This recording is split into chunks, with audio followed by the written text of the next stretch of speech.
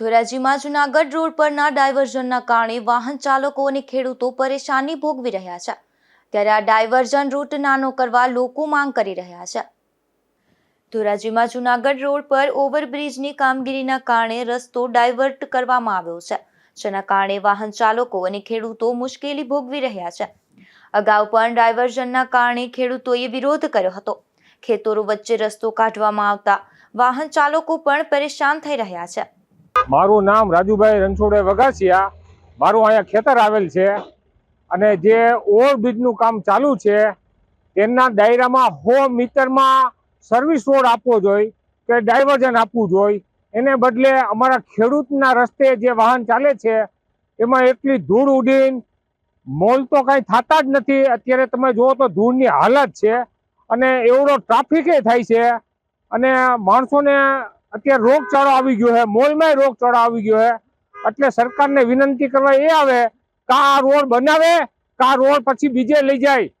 જ્યાં ડાયવર્ઝન આપ્યું છે ત્યાં જમના રોડ ઉપર છે, ફરેણી રોડ ઉપર છે, ત્યાં ડાયવર્ઝન આપ્યું છે, છતાંય વાહનો અહીંયા લે તો સરકારની કેમ આંખ નથી ઉઘડતી? આપણા સાંસદ માનસુખ માંડવિયા આ વિસ્તારમાં છે તો એની કેમ આંખ ઉઘડતી નથી?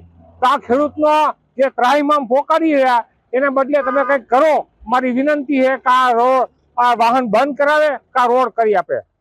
ઇરફાનભાઈ, શું કહેશો મેટાડોર નીચે ઉતરી ગઈ બાબતથી? આ ડાયવર્ઝન ફાટક માં આપેલો હોય બરોબર, એમાં હામામાં વાહન બે ભેગા થાય એમાં ગાડી ઉતરી ગઈ. ત્યારે હું હેરાન થાઉં. બાજુમાં ફાટક 5 બાજુમાં ડાયવર્ઝન 100 મીટરના અંદર હોવો જોઈએ. તો અત્યારે હું બપોર સવારનો હેરાન થાઉં છું 9 વાગ્યા. કેમ કરતા ઉતરી ગયો? આમાં હામામાં બે ગાડી ભેગી જાય તો ઉતરી ગયા. ખેંચાઈ ગયા. કાચો રસ્તો છે. હવે રસ્તો જોવા તમારી માંગ શું છે?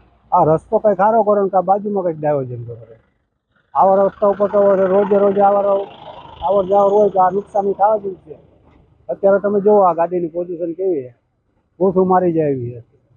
ડાયવર્ઝનના કારણે ખેડૂતોનો ઊભો પાક નષ્ટ થઈ રહ્યો હોવાના પણ આક્ષેપ થયા છે.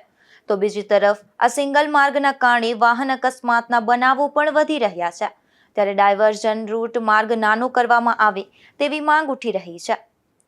વિમલ સોંદરવા, ગુજરાત ન્યૂઝ, ધોરાજી.